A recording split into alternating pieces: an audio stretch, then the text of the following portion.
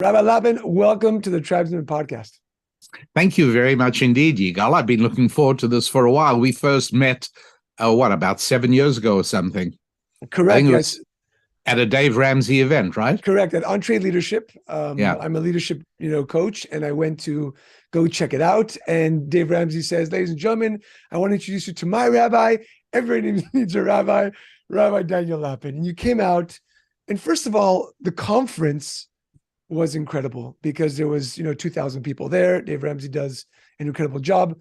But above and beyond that, it was Proverbs and, all of these Jewish texts, holy texts, and bringing about how to be a great leader. And then you came up and spoke about how to prosper and how that's found in the Torah and where our, heritage comes from. It's important to prosper and to make money. And so I am honored to have you on, and that's what we're going to talk about today.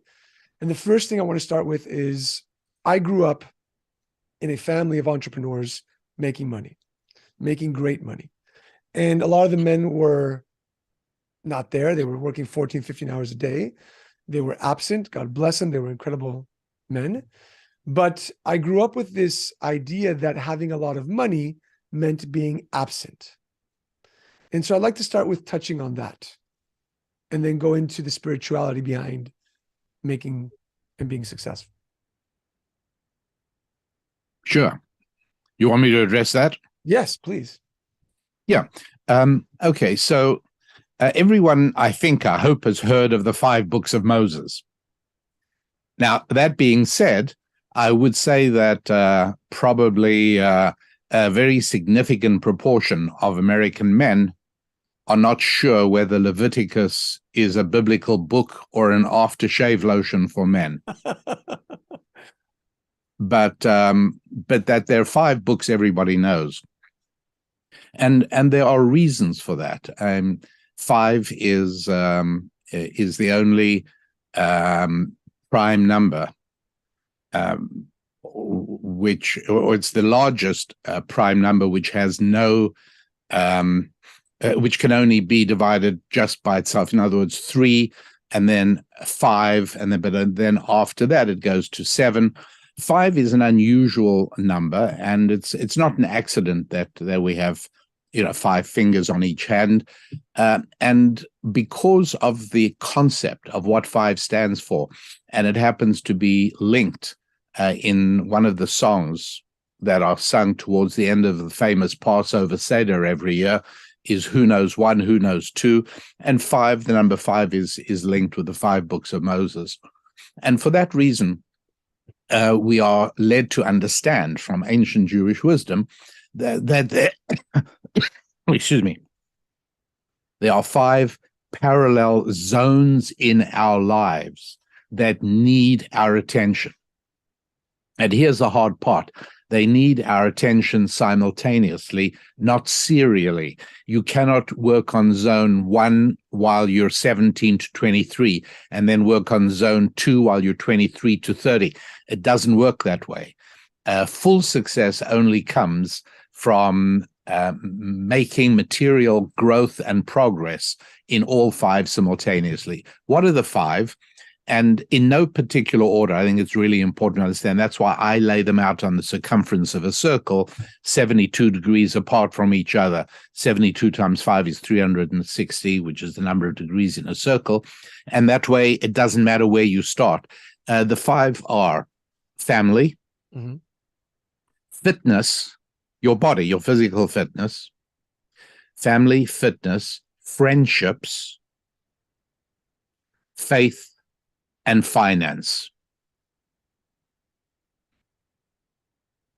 And I have a book coming out very soon in the next few months on that very idea.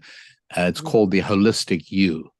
And in that 1-minute presentation, I've given you perhaps one of the greatest secrets of Jewish success, and at the same time answering your question. And so it's very easy for us to say, look, I'm at the start of my career. I've got to put 90% of my effort into making money.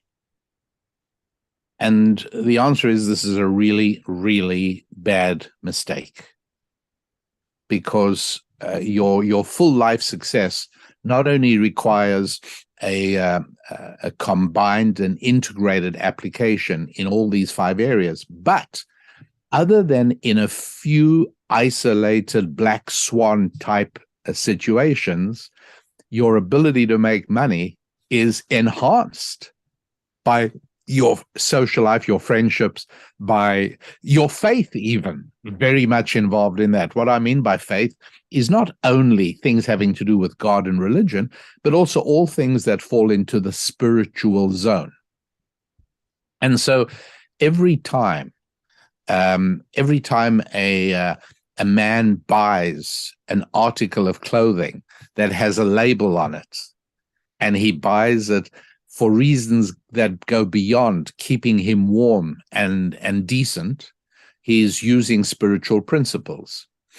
All of marketing, the richest guy in the world is the Frenchman who owns the luxury brand Christian Dior and Louis Vuitton, and he understands exactly that the only reason people pay $500 for a bottle of aftershave lotion with his name on it instead of a $6 bottle of Aqua Velva or whatever men like using is only because they feel better spiritually. Materially, your skin cannot tell the difference. Love that. And so a great deal of marketing revolves around an understanding of spirituality. A lot of marketing revolves around understanding male-female differences, of which there are also spiritual dimensions. Women's clothing catalogs, for instance, use a word you will never, ever see in a man's clothing catalog, and that word is modesty. It'll say things like lined for modesty, or underslip available for modesty. You'll never see that in a man's.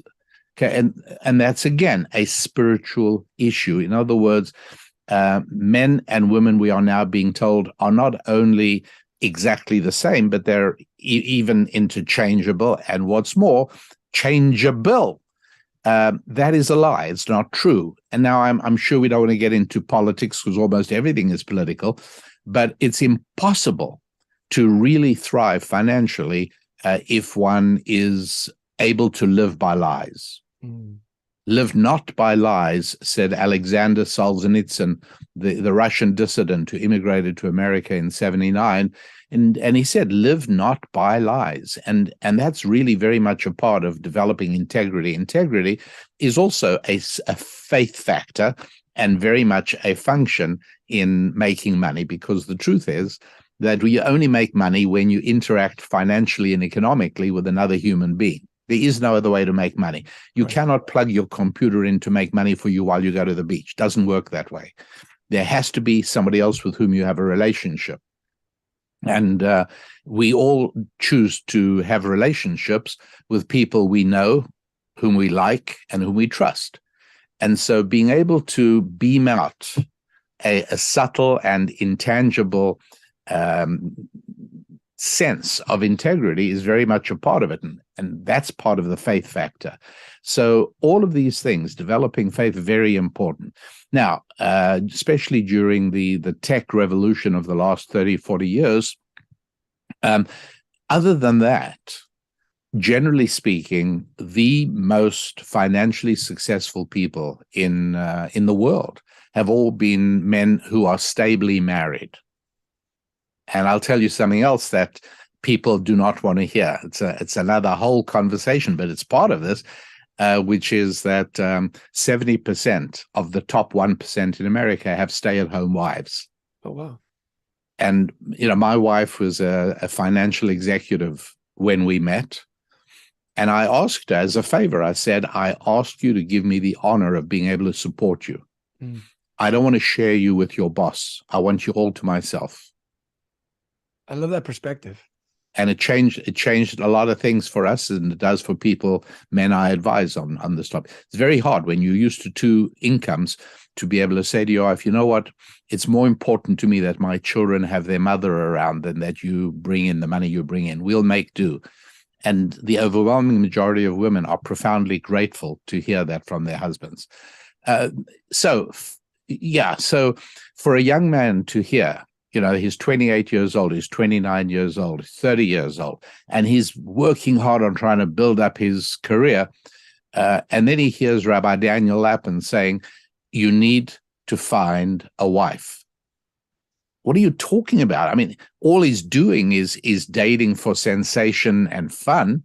Yeah. And now you're talking, and I'm saying, if you really care about growing as a human being financially and in every other way, you will need to be married sooner rather than later. And so it's a shocking thing, and I go into it in great depth. And I just wanted to, in answer to your question, give an overview. So yes, you are not alone in having grown up in a family where a great deal of attention was paid to the F of finance, but not to the F of family, and maybe not even to the F of faith. And maybe even friendships were sacrificed, and fitness, and maybe even physical fitness didn't. Sure. So yes, the fact is, all these things really matter, and knowing how to integrate them is absolutely crucial to a full and successful life with adequate finances, or let me say, abundant finances. I think that listening to that family, fitness, friendship, faith, finance, when you hear that in that 360-degree circle, it sounds amazing to have. The one part that, not like it throws me off, but I think that a lot of guys who are listening, is when somebody says, Yigal, become a great family man, they go read books on that. Fitness, they go to the gym. Friendship, they have their friends. Finance, and we're talking about, read a book on business or whatever. Rarely does somebody say, hey, if you want to make more money, if you want to be abundant in life, go study Torah, right? Go talk to the rabbi. And I think we talked about this in the pre-interview. We talked about how there's such a big disconnect in the United States, I believe, especially here in San Diego, between my finances, my success, and speaking to my rabbi about it. Yeah. How did you get into talking about that? That's a huge question. And it's perhaps the most important question. Well, I'm not going to say that we're going to discuss, because I got a feeling you're going to bring up some great questions still. So, but it is a huge question. Look, are you of Sephardic background? I am, born in Turkey. Great. Okay. So here's the important thing to understand. Okay, look, I mean, I teach my 5F system. It's a copyrighted and branded system of 5F rejuvenation. And I teach it mostly to people who are not Jewish. I teach it to business groups. I teach it in churches around the world. And what I've discovered is that I can arrive at a church to do shall we say, an all-day seminar on 5F rejuvenation. And I can tell right away that this is a church that has learnt the mistaken idea that piety goes hand in hand with poverty. Have you ever seen that? Yes. All the time, right? Yes. And, I'll see grass growing through cracks in the parking lot, and I'll see light bulbs out, and I'll see paint missing and the roof not in good shape. And then I'll meet the pastor's wife, and I can see her face is strained from not being able to pay all the bills. And then I know this is a church that practices that being poor is a sign of how moral and noble you are.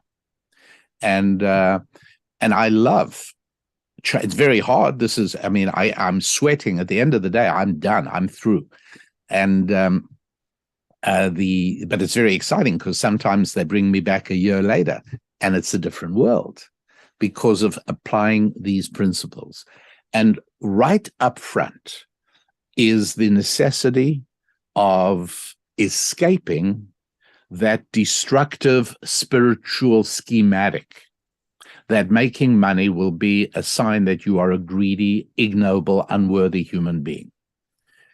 And it does come from Christianity. I'm not an expert on Christianity, but I've spoken to enough churches and I have enough pastor friends that I know that, whether it's harder for a rich man to get to heaven than for a camel to get through the eye of a needle, and so on and so on. There are all kinds of things like that. They are predominantly in the Old Testament, in what we call the Tanakh, the Torah and the prophets and the writings. What we call the Tanakh doesn't have that. There are no suggestions there. And it's a huge difference. Now, you might ask me, why is it that you and I both know many, many rabbis who are also contaminated with this destructive spiritual schematic that making money is material and it's of this world? We must point our ways upwards to the Lord and not. Okay, well, here's the most important thing to note. And that is that this infects the Ashkenazic community far more than it does the Sephardic community. Mm. And so in the Ashkenazic community, many, many rabbis and many people try and keep their sons in yeshiva and away from the material world. Whereas in the Sephardic community, the best families make sure that their sons go into business. Yeah. So the reason is because Ashkenazim spent much longer among Christianity than Sephardim did. Sephardim were impacted by Islam, obviously, but Ashkenazim were impacted by some of this thinking on. And by the way, I mean, many, many Christian leaders have come to study with me and have changed their views entirely. So I don't think that it's inherently locked into Christianity, and it's certainly not inherently locked into Judaism, but you do find that in religious circles, certainly in Christianity, but unfortunately also in Judaism, you will find this idea. And so it's very important in Judaism particularly to get away from what has crept into custom over the last few hundred years and go back to first principles that we find in the written Torah and the oral Torah. And so, for instance, you will find in many very religious neighborhoods, both in Jerusalem and elsewhere in Israel, as well as in New York and Chicago and Miami and Baltimore, all over the place, you will see religious Torah observant Jews walking on Shabbat. They don't drive, we walk, and you'll see them walking in black suits. So you would think, well, this is a sign of being, ultra-Orthodox. But the fact is that in the Torah, in the Gemara, it actually is very specific that even if you wear black during the week, you should wear white or colored clothing on Shabbat. Mm. So why does everybody dress in black? Don't ask me. I don't have to explain them. I have enough trouble explaining Rabbi Daniel Lapin. I don't have to figure out why other people do their crazy things. But there's no reason for it. So that's what I mean when I say escaping the unwholesome and mistaken and sometimes destructive schematics that have crept in over the last few hundred years and go back to first principles. And it's like that with money as well.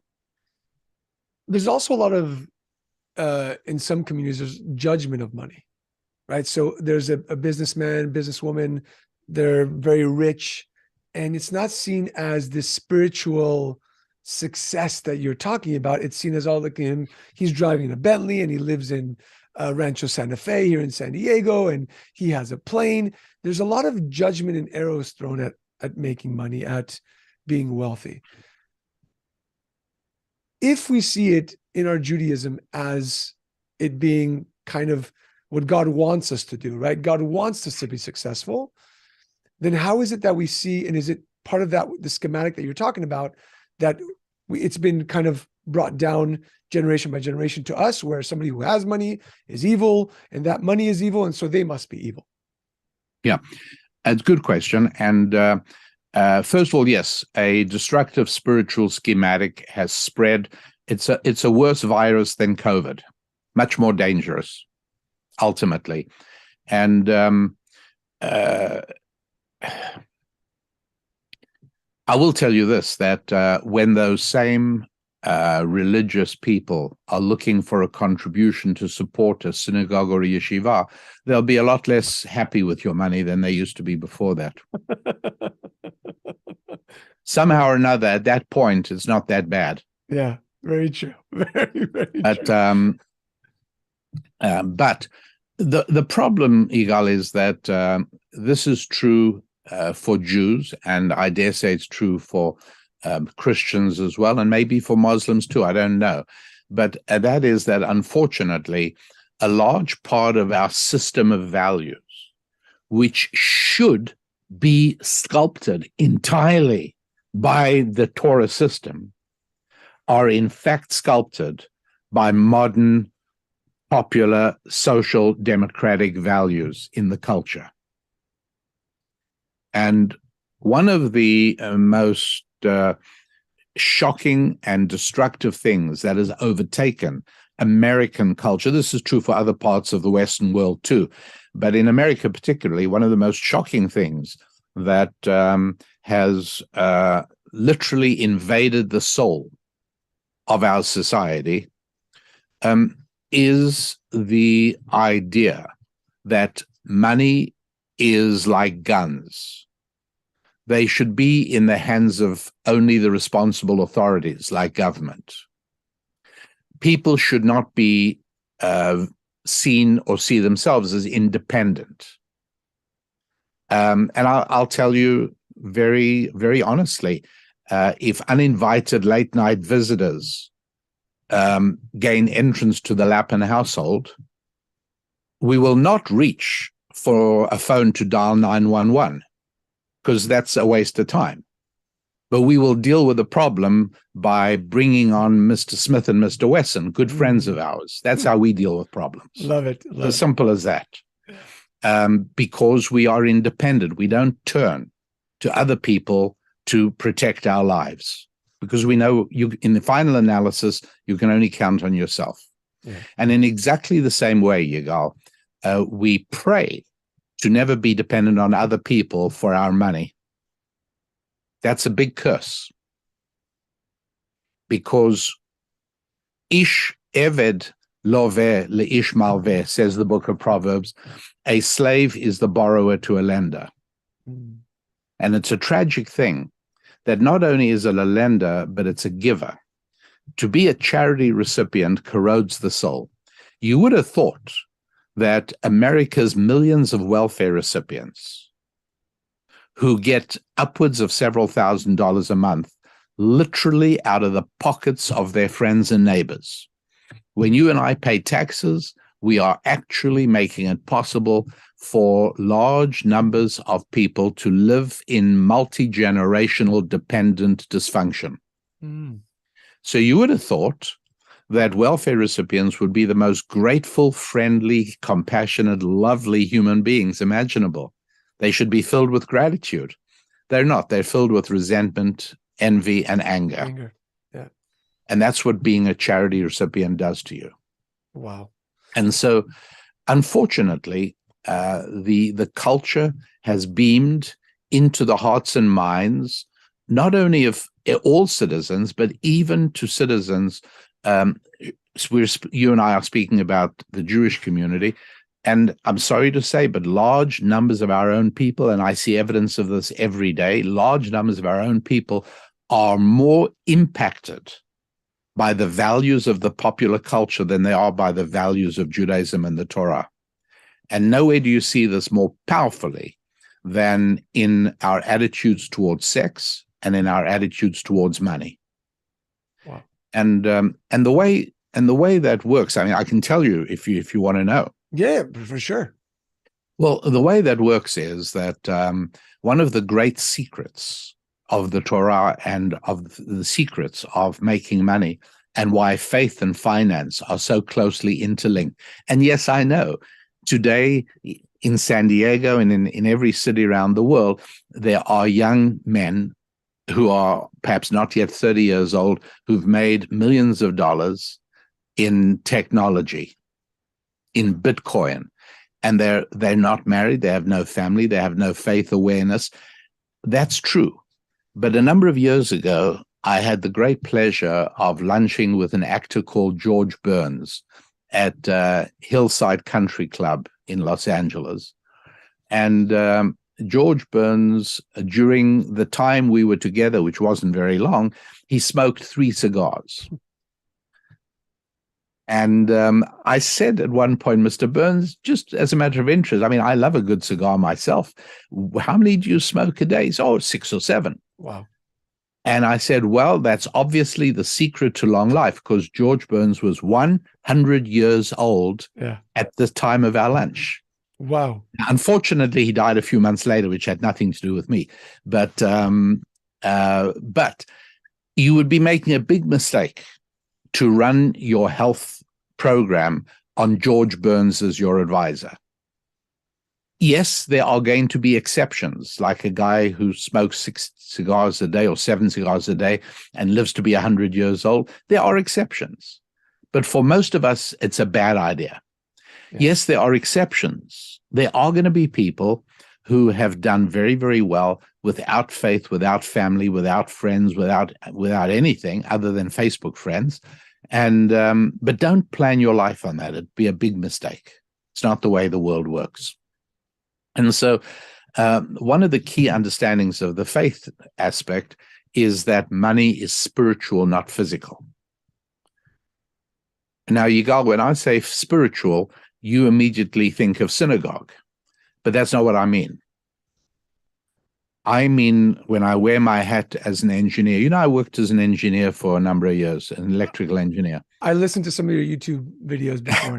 Good, thank you. And so when I use the word spiritual, what I mean is any quantity that cannot be measured in a laboratory.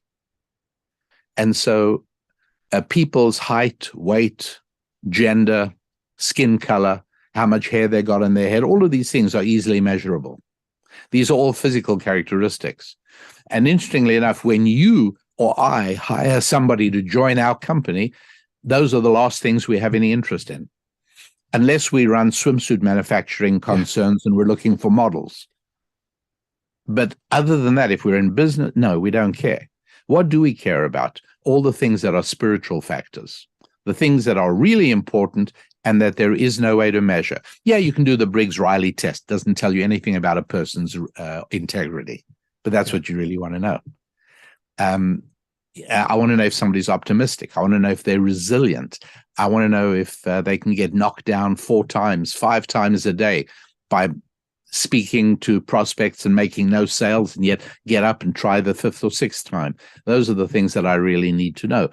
Those things can only be detected by spiritual interaction, not by any physical test at all. And money. What do you mean by spiritual interaction? When I speak to somebody, that is already a spiritual interaction. Gotcha. Less so when it is digital. That is why if you and I ever decide to do business together, almost inevitably, if it's anything sizable, I can almost guarantee you that we'll meet at least for lunch. We'll want to take the real life measure of one another. And you can only really do that when you're face to face with a person. Sir John Templeton, the late Sir John Templeton of the famous Templeton Funds, he and I both spoke at an economics conference in Cancun a few years ago. He was already an older gentleman, I asked him when we were sitting around in the green room. I said to him, John, in a nutshell, could you ever tell me what your very best on the spur of the moment investment was? And he said, yeah, airline stocks right after 9/11. The bottom dropped out of the market where it came to airline stocks. And he said, I knew that once everything settled down and the dust blew away, in the final analysis, nobody was going to do business without getting on a plane and traveling to meet the person they were doing business with. So that's what I mean by spiritual interaction. And when I mean money is spiritual, I mean that, is money the little discs of metal clinking in your pocket or strips of colored paper? Or maybe it's that brown stripe on the back of your credit card.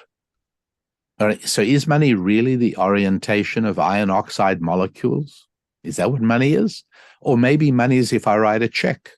Or maybe is money if we shake hands and I say, I'll give you $100 on Friday. What is money? All of those things and more. It cannot be pegged down to anything physical. And that is why one of the differences between physical and spiritual things is that spiritual things can be damaged from a distance. Physical things can only be damaged from proximity. You know, if somebody damages a car, it's because he was right there with a sledgehammer. But how about a reputation? Well, a reputation's spiritual. That can be damaged from a distance. Yeah. Money? Hey, I can hurt your net worth. All I got to do is persuade everybody around you, everyone in your orbit, everybody remotely connected with you that we're in a huge recession and there's no tomorrow. Money's just going down. That's all I have to do. Yeah.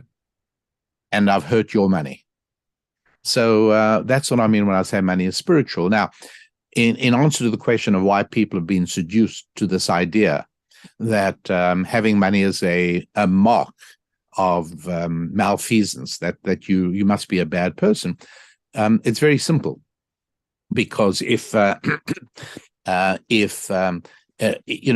have this phone on the table in front of me, and you're on the other side of the table, we're talking. And then when I look around, when I look back, the phone isn't in front of me, it's in front of you. And I say, excuse me, I think you may have taken my phone. You say, no, it's my phone.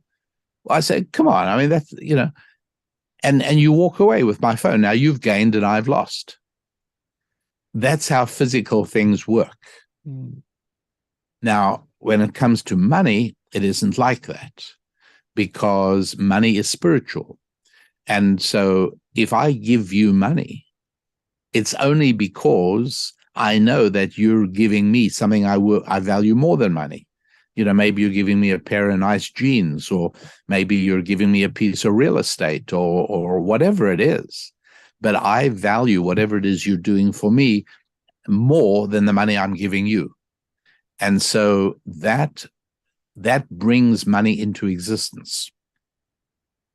In the sense that if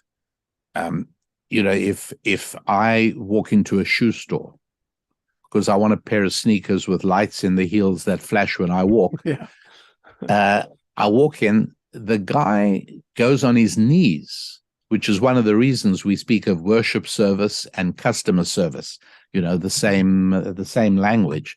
Because there is something godly about serving God's other children.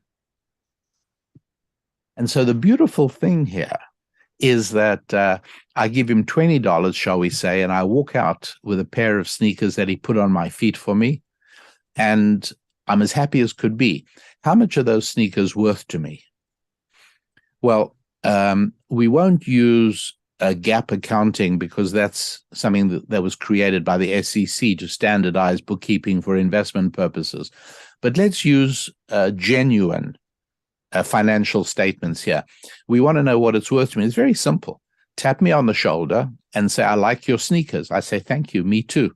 You say, I'd like to buy them from you. And I say, well, they're not really for sale. He says, come on, I'll give you $20. And I say, that's laughable. I just paid $20 for them. Why would I give them that? Up, that puts me back to zero. He says, all right, how about $25? I say, no. He says, 30. Now, Mrs. Lapin didn't raise fools. And so I'm starting to think, well, if I can make $10 on this, maybe I can push him a bit higher. And I say, well, you're approaching my zone, but I wouldn't do it for 30. He says 35, and I say, no, I'll send you for 40, because I like the idea of 100% markup, 100% profit in 5 minutes. And he says, now, let's split the difference, 37.50. And I say, done, it's a deal. At that point, we've established what these are worth to me. So my financial statement, by the act of going into the store, you will agree that my financial statement is up now by $17.50. Correct. Because I exchanged $20 for something that is worth.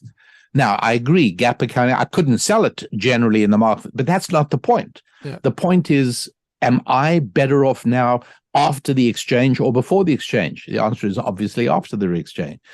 Well, not making a lot of progress with me, you go into the store and you say to the store owner, hey, would you like me to bring you back? I can get this guy to bring you back the sneakers, and you just give him your $20, his $20 back. He says, you mad? Why would I do that?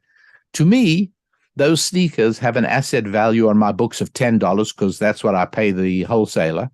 Now, instead of $10, I have $20 in my cash register. See what's happened? Because of the magic of human economic interaction, which is a spiritual interaction at its core, that man is up by $10. I'm up by $17.50. There's been a net increase in wealth creation of $27.50. And if the government now prints $27.50, everything is good. If they print $45, which is more like what they've been doing, we've got inflation. Got it. So looking at the two books that I checked out, we talked about the Income Abundance set, which is a set that you've got for sale on your website, Rabbi Daniel Lapin. And it's the book, Thou Shalt Prosper, Business Secrets from the Bible, the audio Boost Your Income, and the Prosperity Power. We talked about the mindset of where we've been. Talk to us about kind of like the key secrets or the key, points of the Torah that talk about how to make more money, how to be successful. Yeah, sure. It all starts with Genesis chapter 2, verse 17, where is 2:17 or perhaps 2:18, where God said, it's not good for man to be alone. And two things, Yigal, happen after that. One is woman comes into being. Mm-hmm. And another one is that towards the end of the story, later on in chapter 3, God says, by the sweat of your brow, you will eat bread. Well, that can't mean that you're going to work for your bread, because much earlier we read, and God put Adam in the Garden of Eden to enjoy. Work it. Yeah. So when God says, by the sweat of your brow you will eat bread, well, that's no different from the work before. So work hasn't changed. What's changed? Bread has changed. Bread in Torah nomenclature is a metaphor for money. Very well known. And that's why one of the most common slang words for money is, hey, can you lend me some bread? Yeah. Or, got any dough on you? Yeah, gotcha. It's all part of the same idea. And so essentially God says, I don't want my children to be alone, because loneliness is a killer. It makes you unhealthy, it makes you destructive to yourself and others. The overwhelming majority of the so-called homeless are disconnected people. They're lonely people. The majority of people who die in heat waves or in cold weather, isolated and lonely people. So God, in his goodness, says, I'm going to give an incentive to my children to work and team up with other people. The first one is sex. I'm going to introduce male-female relationships. And that's going to be really pleasurable. In fact, the biggest sensual pleasure available. And that'll make people realize they need one another. And then the second thing I'm going to do is give them the great pleasure of making money. Now, please note what I said. I didn't say taking money, making money. Because there's no real pleasure in holding up the convenience store and taking the money in their cash register. There's also no real great pleasure in winning the lottery. Now, I know what people are going to say. Just try me. But most people go broke, right? You're exactly right. That if you examine and check, and there have been many studies on this already, to follow the lives of people who win the lotteries, and overwhelmingly they get self-destructive, bad things happen. Getting money is not the same as making money. And so God says, I don't want people to be alone. You want to make money? And that's a really good thing. All you got to do is connect with other human beings, serve other people. And so that's why I say that we Jews never, ever, even in our darkest moments, we never pray to God, oh, God, please find a way to send me $2,000. I've got payments to make and I've got bill collectors. No, we never say that. We say, please, God, open my eyes to show me ways in which I can serve more of your children. Mm. Now, if you're a cynic, you'll call that market research and advertising, but it isn't. It's a desperate desire to serve God's other children. That's all it is. And that is the avenue to creating wealth. Incredible. So what I'm hearing is, one, God introduced us to union, partnership of some sort, right? Union in the marriage. And I heard you talk about this on a different podcast about how important it is to be around other people, hire people, grow teams. I couldn't agree with you more.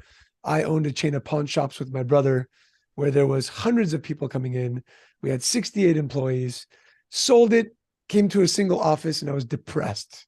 Yes, that's right. You know? And That's so right. now I go and I speak, and whenever I do a live event, that's where my joy. It's energizing, isn't it? Oh, so much. I mean, you must have nearly died in COVID. I know I did.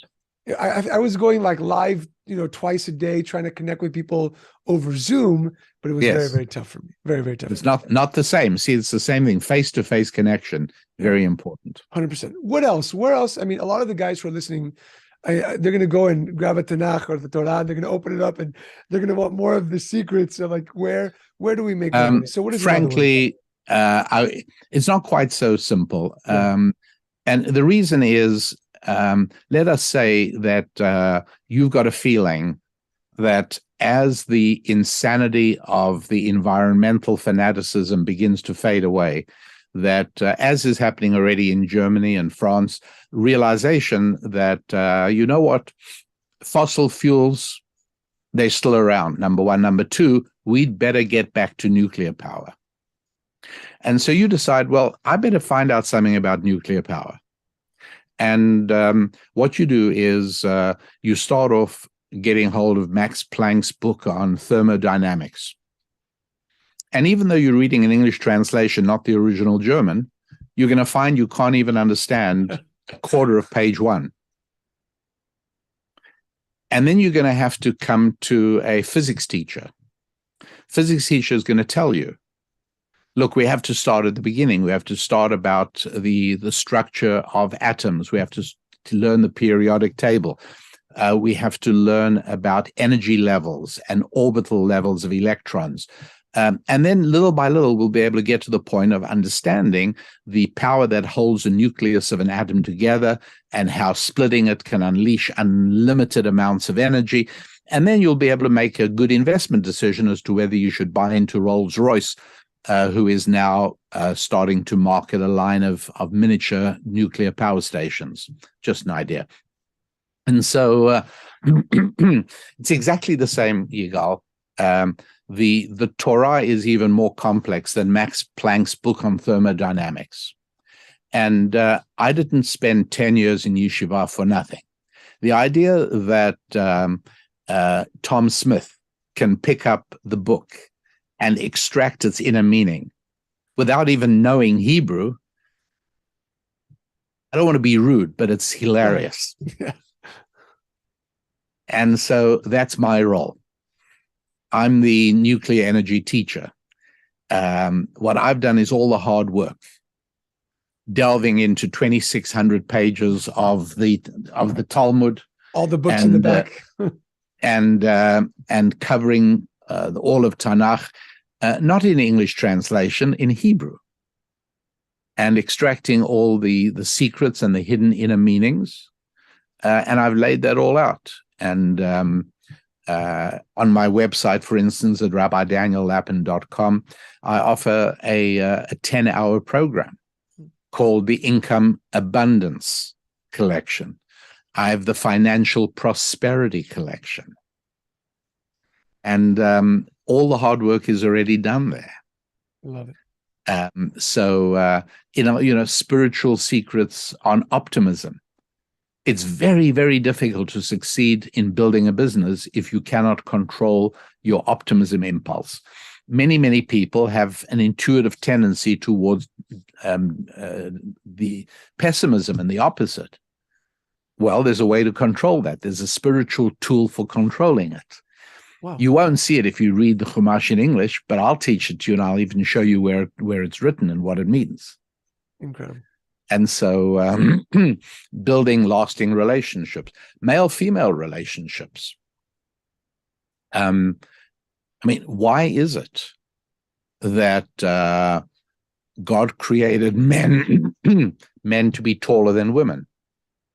But wait, if, we've got very reliable data on Americans' heights, because every time you go to the doctor, you may remember they measure your height. Yeah. And so we've literally got the height data on millions of people.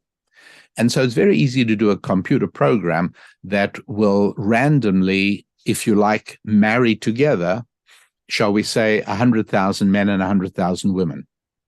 Now, because the mean of men's height is higher than the mean of women's height, more of those couples will have the men taller than will have the women taller. But the question is, by how much? The answer is 66%, about two-thirds. Two-thirds of the couples will have the men taller. But wait, by the way, this is all in the Torah, I'm telling you. But believe me, it's a lot easier to hear it from me than to go and find it yourself. And now if you look around you, just using your eyes, I'm going to ask you to guesstimate in your own life experience, when people voluntarily form couples and marriages, as you look around, would you tell me what you think is the percentage of couples where the man is taller than the woman? I think I've probably seen 99.9. I mean, I haven't seen. In other words, what you're saying, and you're absolutely right, well over 85% of couples, the man is taller than the woman. Correct. Probably closer to 90. Yeah. So what you're telling me is that it's not random, because when we use randomness, only 66% of couples are the man is taller. Mm. That means only three possibilities. Men prefer shorter women, women prefer taller men, or three, both. Mm. Those are the only possibilities. Correct. Why on earth? I mean, if you and I go into partnership, I don't know how tall you are. I can't see all of you standing, and you can't see me. And you know what the truth is? I couldn't care. It's irrelevant. Yeah. But why is it that apparently when I choose a woman, I'm either choosing somebody shorter than me or she's choosing somebody taller than me? Why? Well, that's important to understand. It's important for your family. It's important for family purposes, important for finance purposes. It's even important for friendship purposes. Can we have a platonic friendship with somebody of the opposite sex? That's an important thing to know in the friendship area. Incredible. So all these things are all tied together. That's why I speak of the 5F holistic pro. Oh, by the way, I have a free book on my website called The Holistic You, which gives the full introduction to how to interlink the 5Fs of faith, family, friendship, fitness, and finance. Love it. So that is, I mean, that's just a little bit. Obviously, we could talk for ever so much longer. Yes, but for sure. It's such a pleasure being able to sort of focus on the Jewish aspects, because what my non-Jewish audiences all love hearing about are the secrets of ancient Jewish wisdom. And now I'm able to share them with you from brother to brother. First of all, thank you so much for being here. And with that comment, I think that we forget to tap into our ancient wisdom, and that it's there and it's been studied for thousands of years, like rabbis like yourself. So Rabbi, first of all, thank you so much for being here. Those of you who are listening, go to rabbidaniellapin.com. We'll put the website in the show notes. And I'm looking at the Income Abundance set, which has got the books, the audios, and you mentioned a free book there. I also know that you do consulting. Like, you're not just like a rabbi who sits in a congregation just speaking of this stuff. You consult. As a matter of fact, I retired from my congregation in California, and I've been doing this work since then. Yeah, so you do consulting for businesses, and I'm sure I do coach people. And I do that as well. You're at a whole different level. I coach 4 people at a time. Incredible. Yeah. Incredible. So everybody listening, thank you so much for being here. Stay tuned for the next episode of the Tribesmen Podcast. Rabbi, like we say to every guest, may you have chazak ve'ematz. Thank you so much for being here, and hopefully we can do a Hey, second Yigal, version. what is for our non-Hebrew speaking listeners? What does chazak ve'ematz mean? Strength and courage. What's the difference? I believe that strength is physical, and courage is inner strength. Correct. Even in warfare, the strength of a country is not just how many tanks it's got. It's its willingness. It's its willingness to project power. Mm-hmm. And when an enemy or an alien observation espionage balloon floats over your territory and it takes you a week to shoot it down, that's a signal to people that you may have chazak, but you don't have ematz. I love that. Thank you so much, Rabbi. I appreciate it. Thank you, everybody, for listening. Stay tuned for the next episode of the Tribesmen Podcast.